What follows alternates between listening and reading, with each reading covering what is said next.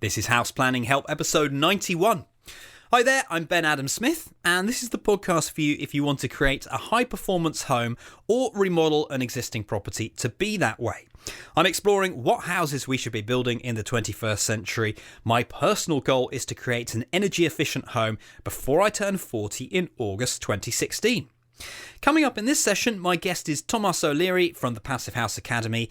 We're calling this episode, Why Build a Passivhaus? In fact, every way that I turn at the moment, it's Passivhaus in some shape or form. For the third year in a row, my production company Regen Media is producing video inserts for the UK Passivhaus Awards. Very, very happy and delighted to be able to help in this way. And as my company grows, so does the team. We've got all sorts of people who do different jobs and do them far better than I can. However, for this one, I like to go out and do the filming myself because it takes me to all of these different projects and I can learn firsthand and speak to people, hear some of the stories behind the scenes. Very selfish, I know, but I do look forward to this road trip, although with a son who's coming up to 1 now, wow. It's a lot harder to leave home because I feel guilty and I feel, I should really be at home and I'm missing my family. I want to get back, but there you go. Yes, I've completed it this year. It's currently going through the editing phase and we look forward to sharing those links in an upcoming podcast. Good luck to everyone who's made the shortlist, and it really is going to be tough to pick the winners. They are so varied. So that's one Passivhaus item. Then in a previous podcast, you may remember this if you've been with me for a while, that I mentioned that I'm going to be writing a couple of articles this year for the industry magazine Passivhaus Plus. Well, the first of those has been published in the latest edition, and I'm slightly nervous about this because I'm not an expert. I don't claim to be an expert. This is also a factual piece, so I can't fall back on my own opinions or anything like that. But it's a summary of the International Passivhaus Conference, so hopefully it's a fairly safe start. So if you've got the magazine, maybe you can check out that article. And actually, while we're on the subject of the conference, let's keep this going because that's where I recorded today's interview. It's with Tomas O'Leary from the Passivhaus Academy, and he's been a leading voice on Passivhaus in the Western world. He built his home to Passivhaus standard when no one else was doing it, and there wouldn't have been much information out there. And I thought this would be a really good opportunity to hear his story and just his advice in general. So let's get going on this one. I started by asking Tomas about his background. I started a practice in 1993 called Mossart, M-O-S-A-R-T, and we are an architectural and landscape architectural practice doing fairly conventional work, interested in low energy, but nothing kind of too revolutionary. And in 2002, I booked onto a conference in the southwest of Ireland. It was about energy efficiency. It was the first conference in Ireland, so I said, we should go along and see what's happening. And it was a Swedish architect called Hans Eek, EEK, and he was talking about a project, a Passivhaus project that he did in Sweden, and I was sort of fascinated. I'd never heard about this Passivhaus thing before, and he had a phone call from a client one day, and she was complaining that her house was getting cold, and he was saying it was minus 25 Celsius. He went out into the blizzard, went to her house, went down to the basement, and the heat pump had broken down 4 days previously. So I was just sitting there thinking, minus 25, and it took 4 days for the lady to recognise any discomfort. And I was living in a house, where if the wind changed direction, the temperature in the house would plummet. So I left the auditorium immediately after his talk. I phoned my wife and I'm telling her we're selling our house. So she's saying, hold on, you go off to a conference and decide to sell our house and build this passive, whatever you're talking about. So anyway, I got home and explained it in greater detail. And 2 years later, we were living in the first certified passive house in the English-speaking world. That was in 2004, and the rest is history. I'm living there ever since.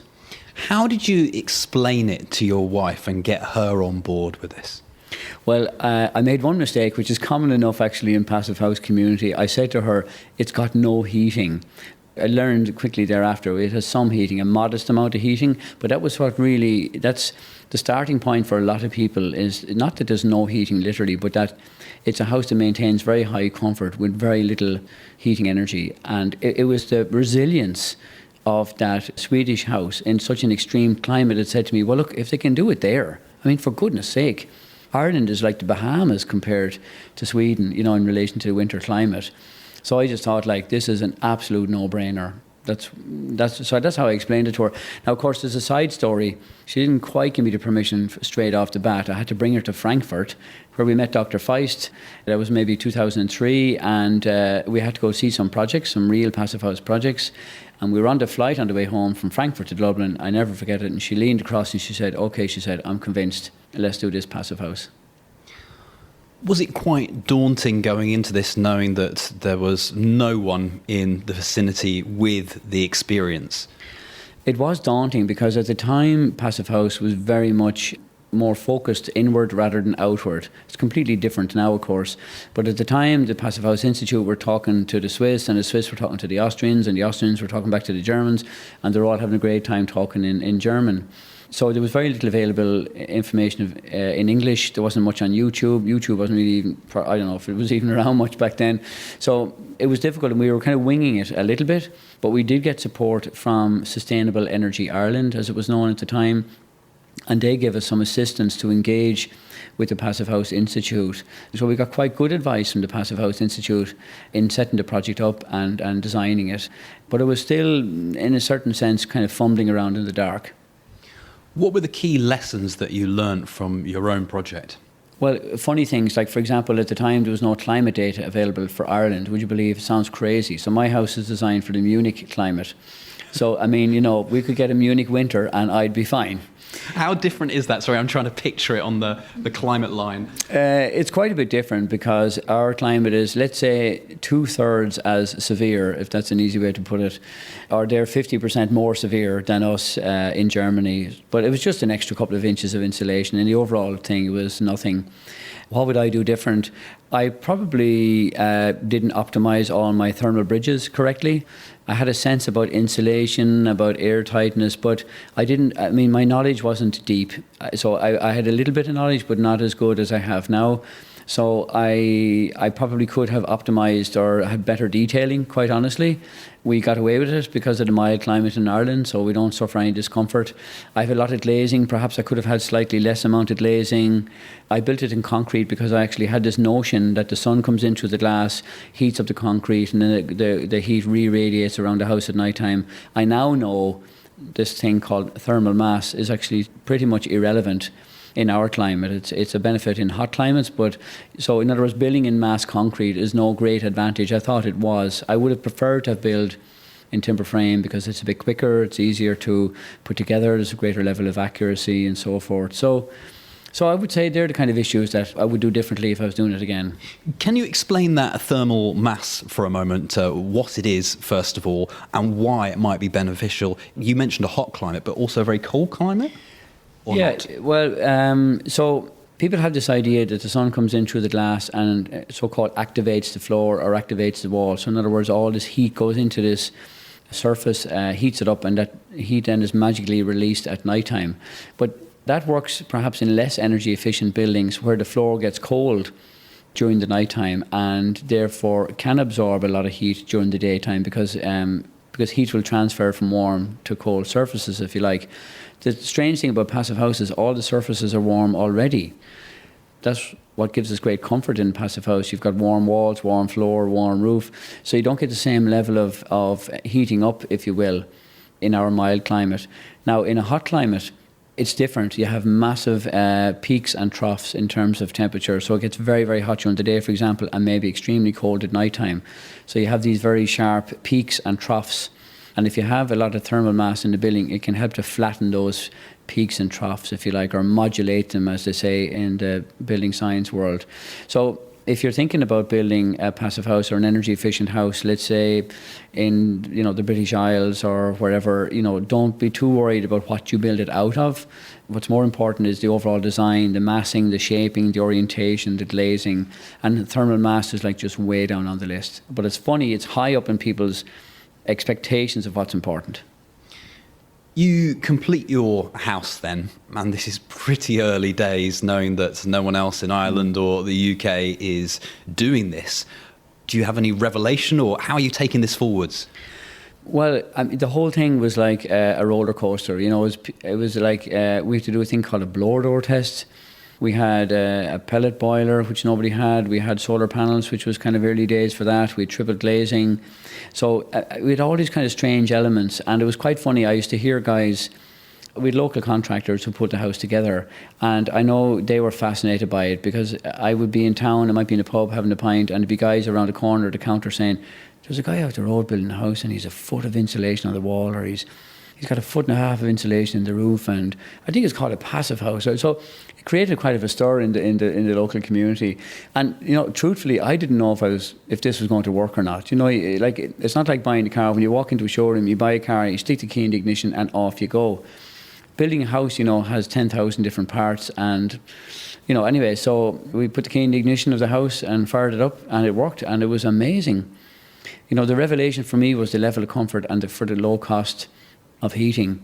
Our house is very large. That's another thing you asked, what would I do differently? At the time I had an office at home. We had people working from home, and so we built a very large house, 360 square metres. But it only cost us about €300 a year to heat, which is a fraction. I mean, it was 10% of what my friends were paying. So the big revelation was it works with great comfort and tiny, tiny heating bills. And did this inform your business as well? Yeah, well, what was very funny was there was quite a lot of attention in the media because people were curious about Passivhaus, and there was a story in a Red Top newspaper one day about the man who heats his house for the price of a pint. And that was a very kind of, good headline. a great headline. So, that was very engaging for people. Okay, a pint is a £5 a week, it's 50 weeks in the year, €250. People can relate to that very nicely. So we were getting phone calls in from the States, because with all the expats over in America, some of them, their mothers were sending out the newspapers, and they were reading about this kind of Irish guy who built this Passivhaus. So very early on, we had some visitors from Boston, we had a visitor from Beijing, and I was kind of bemused by all this, to be perfectly honest. And then I thought, wow, there might be a business in this. So then we started to readjust our business to focus in that direction, and that's literally taken us to all corners of the earth. So now we travel the world, literally the world over. So within the space of 10 years, our business has really metamorphosized into what it is now. Is training at the core of your business? There's kind of three legs to our stool. So we do training, consulting, and building certification. But it often starts with the training. So the thing about it is, Passivhaus is just a big step beyond normal construction. And the principles sound easy, insulation, airtightness, all that. And the principles are easy. But once you scratch beneath the surface, and when you really want to go and do something, you can't just build a house on principles. You've got to know technically how to do it. So we seem to have found a good way to explain the intricacies of Passivhaus in an easy way. And that's why people love talking to the Passivhaus Academy or taking training with us, because we're able to convey 1,000 pages of notes in a fun, engaging way, so people really enjoy it. And what happens then is people take the training and then they sit back and think, well, I'd love to do a project, but I'm going to need a bit of help on my first project. So often we end up helping them with consulting on the project, and then other people might have already designed but might want it certified. So it's there's three services that we offer. And what are the challenges that you see again and again, or is it quite easy uptake? To be honest, when I built this house and I finished it and it worked so well, I was fully convinced there'd be a line of people out the door queuing up to build a Passivhaus. And one of the main lessons I've learned in the last decade is that people are very slow to change. Even though they don't have good comfort in their homes, they have high energy bills. I know people are very, I don't know what the word is, but we're very slow to accept new things or to go away from the norm, It takes maybe a generation, in fact, maybe 10, 20 years to create a sea change in something like construction. That was a surprise to me. And maybe sometimes if something is so good, maybe they feel it's kind of too good to be true as well. But there's definitely a big shift now. I can see it. So from 2002, 2003 up to, let's say, 2010, it's been static in Ireland and in the UK, but now it's really starting to accelerate. Because people see Passivhaus really does exactly what it says on the tin. There's no frills. It's pretty basic, simple stuff, but it does exactly what it says on the tin.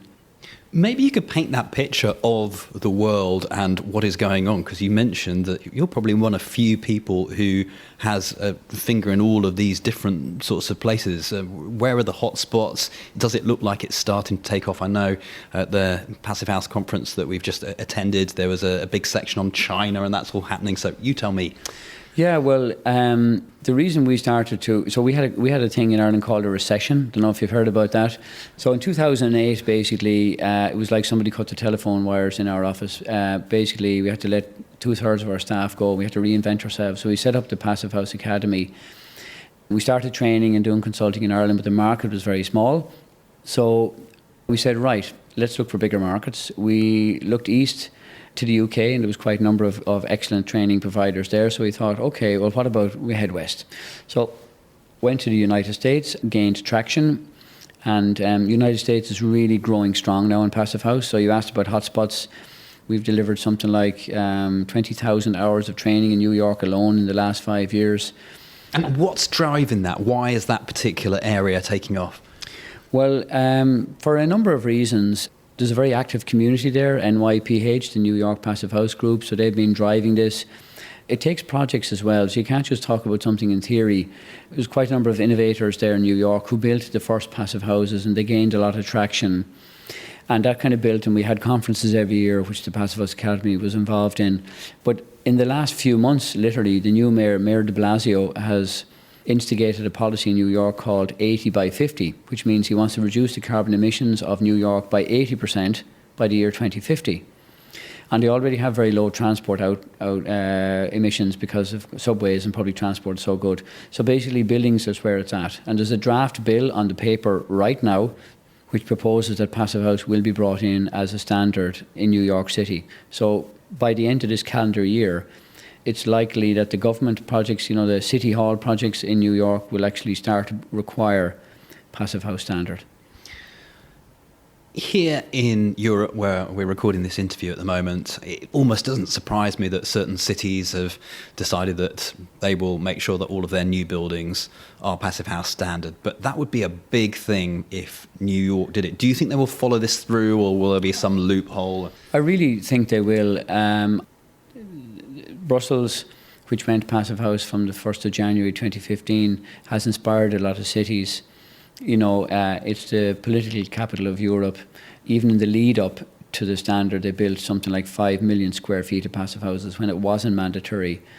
The level of quality and design and execution and so forth, as demonstrated in Brussels, has really inspired other cities. So, our office, we're talking with the Mayor's Office of Sustainability. We're in discussions with a lot of the key agencies because they're coming to us for our expertise and know-how and get our sense of what's going on. And from talking to these groups, I genuinely believe this is going to happen, which is just amazing because whatever about the outreach of Brussels globally, New York is up there with London, Paris and New York, just rolls off the tongue. So if and when this happens, I think when rather than if this happens, I think it'll be seismic for Passivhaus around the world. And I stopped you on the rest of the world. We only got as far as New York. Yeah, sorry. So other hotspots very briefly in the States would include Portland, Oregon, Washington State, extending across the border into Canada and Vancouver. Vancouver has some very, very interesting stuff happening. There's going to be some releases there. You can expect to see some quite interesting stuff happening in Vancouver very, very soon. Coming back over to Maine, Vermont, Philadelphia, we're very busy in Philadelphia as well. So it's happening in hotspots around the States. And our latest soiree has been to China. So some leading European architects have been doing some projects in China. We're starting now to do some training in China, in Beijing. So December of 2014, Passivhaus Academy delivered its first training program there. I was there again recently in March, and again, great interest there, great hunger for the information. And when you see the level of pollution in Beijing, from coal-fired power plants, it's something that they need quite badly. So China, we've also done some training in Australia, in Melbourne. We're going back again there in 2015. So, yeah, the world is your oyster. At this point, maybe we could switch over to retrofit, because that's another key issue. I always think from the UK context anyway that the first step is definitely making sure that all the new buildings are sorted. That's the step one, so that you're not increasing the number you need to retrofit. But can you tell me about your experience there and just share some of that? Yeah, so everything is led by the German Passivhaus Institute, and up to, I'd say, about the year 2010, the majority of focus, at least the outreach from PHI, was on new build. But in the background, they've been developing this standard for retrofit called EnerFit. It's a little bit less challenging in terms of the metrics, the numbers you have to hit, but it's still as physically challenging, So you don't have to get down to 15 kilowatt hours per square metre per year for heating, but you have to get down to 25 kilowatt hours per square metre per year. So there's a lot of building stock, not just in the UK, but right across the world, which is in poor condition. People have low comfort, people have mould, condensation, and really, not very comfortable conditions and high energy bills. So we know now that we can retrofit buildings to the EnerFit standard. We've done it in Ireland. There's been examples in the UK. There's been a lot of examples in New York. New products have been developed to serve that market. And really what it's about doing is looking at your building, saying, right, I need to insulate it, I need to make it airtight, I need to change the windows, I need a good ventilation system with a heat recovery. So the ingredients are the same, it's just a slightly different approach for EnerFit. So thinking about the presentation you did this morning, I was intrigued by your approach of doing it well, even if that means in bits as a retrofit over time. Does that actually work? This is something that we've looked at in podcasts before, but just doing piece by piece by piece, you probably have a lot more experience to be able to tell me.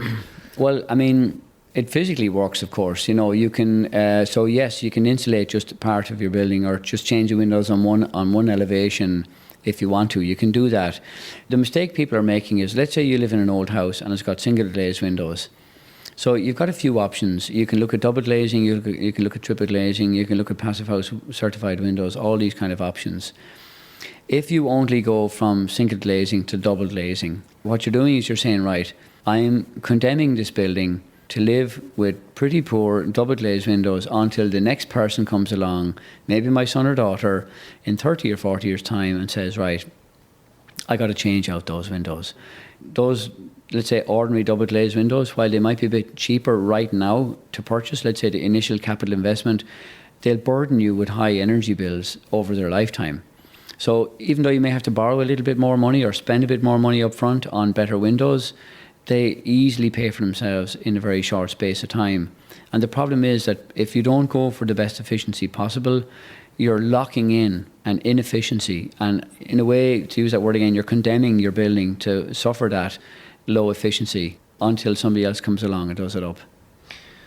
It's not just the quality of the products, that's got to be important, but the installation and the overall design. So maybe you could explain the stages. You had a good slide this morning that we'll probably put into the show notes of those 9 stages that apply to any retrofit. Yeah. Well, the first thing is you've got to have some sort of a plan. Nowadays, when people are retrofitting their house, most people don't hire an architect, which is a mistake, I think. So they probably end up ringing, I don't know, an uncle who's in the building game and say, look, could you have a look at my house? And he pops up into the attic and he says, oh, you've no insulation up here, or those windows look a bit drafty, and maybe they go to a building show and they're not really approaching it, let's say, in like a very strategic fashion. It's kind of like, I've got a pot of money, I'm going to borrow 5,000 or I have 10 grand or whatever I've got, and right, what can I do for this? It's a bit like, having a small bit of butter and a lovely piece of toast. Do you take that butter and smear it all over that toast and get no benefit from the butter, or do you just concentrate it in one small piece of toast and really relish that kind of salty, buttery stuff, And that's kind of an analogy I make with buildings as well. If you've got a small budget, don't smear it all over the house and get no real value for it. Concentrate it on one area, spend it well and spend it. And, you'd be surprised. In a few years' time, you'll find another budget from somewhere and you say, okay, well, do you know what? Now I'm going to do plan B. So the first thing is basically develop a refurbishment plan. You can't manage what you can't measure. So you need to basically model, where's the weakness in my building? Is it the windows? Is it the walls? Is it the roof? Is it leaks? Is it thermal bridges? Find out what's going on in your building and then set about making a plan. Then get some prices, for insulation or windows or whatever it is you decide you want to do. Get good contractors, because you can buy a good window, you can buy good insulation, but if it's not fitted properly, you're not giving yourself the best opportunity to get the most out of that product. So having experienced tradespeople on your project is another aspect that's probably worth talking about. And certified people, would you suggest that, or just people who've had experience in achieving the standard before? Yeah, again, okay, I'm coming from a perspective of Passivhaus. So I suppose I've been living Passivhaus for a long time, and when you're used to that quality of standard, it's very hard to go back to what is the norm. So I would say, if you're talking to contractors, say to them, look, what energy efficient projects have you done? And if they kind of look at you and start stammering and saying, well, you know, I mean, then you have to ask yourself, are these the right people for my project? There's a lot of material on the internet now, like your own great blog, and you know, where you can actually do a bit of research and find out, you know, there are lots of people out there, good people get their name out. So, and, you know, we run training programs, the Certified Passivhaus Tradesperson program. We have, you know, so we've got great programs in the UK and Ireland and elsewhere as well. So if you want to get qualified people, they're out there. You just need to go looking for them. And are there any other stages that we should mention? Yeah, if you're putting a project brief together, you need to make it clear what you expect from the contractor. To say, you know, this is rather special, we're doing a passive house project, it ain't business as usual, I expect you to do this, this and this, you know, so put a good tender specification together.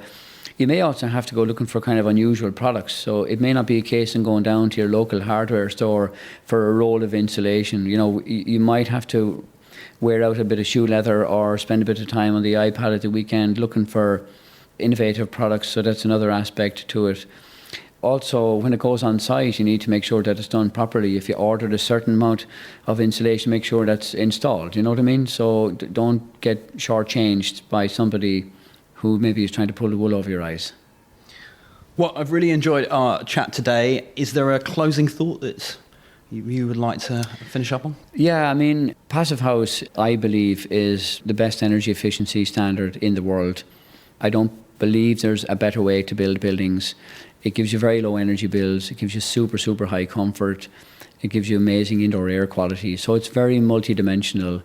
And I would say, you know, whether you're dealing with a retrofit basis or a new build, do research Passive House. You'll find a lot of good material on it and set that as your target. And in a retrofit situation, give yourself time. It's not a sprint, you know, we want to get it done. So I would say to everybody, go passive. Tomas, thank you very much. Thank you. It's been a pleasure. With each podcast interview, we provide show notes online. Today, they're at houseplanninghelp.com/91. The idea is just lots of information relating to that particular interview. So we got the key points from today's session. We got photos of Tomas's house and it's under construction, links to him at the Passive House Academy on Twitter, the works, houseplanninghelp.com/91. I have a time-sensitive call to action for you today, and that is to support Kath Hassel. We've done a couple of podcasts with her. She's great. Episode 33 on saving water and episode 81 on rainwater harvesting. But now she's opening up the world of combined sewer overflows to children. That's right, she's putting together a children's book. It's on Kickstarter. The campaign's going really well. It may have finished by the time you check this out, but I'm just saying, everyone get on board to support this. It's some really good work that she's doing, and she's created these characters. There's Frankie the Flamingo and Clarence the Crab and all sorts of other friends, and the artwork is stunning. So go and have a look. Even if the campaign's finished now, check out the artwork. We'll link that into the show notes, houseplanninghelp.com/91. And finally, let me read you a couple of iTunes reviews. We always love an honest review here on the podcast. So this one is from Peter Down Under, and the title is A Great Series of Podcasts.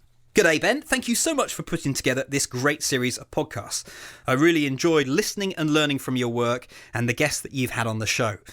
I share a similar goal to you and hope to build an eco-granny flat with a green roof here in Sydney, Australia. I'm studying my Masters in Architectural Science, and listening to your podcast gets me in the mood to study just that little bit more. Thanks again for what must be a very time-consuming production at your end. Great stuff, and please keep the podcast coming. I will do my best, Peter. Totally recommended, says Australia 2012. That can't be. Oh, it's Gonzalo. Sorry, my apologies.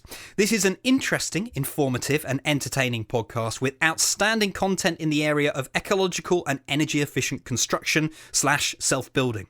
Furthermore, it is an inspirational podcast that subtly generates environmental and social awareness in the construction world.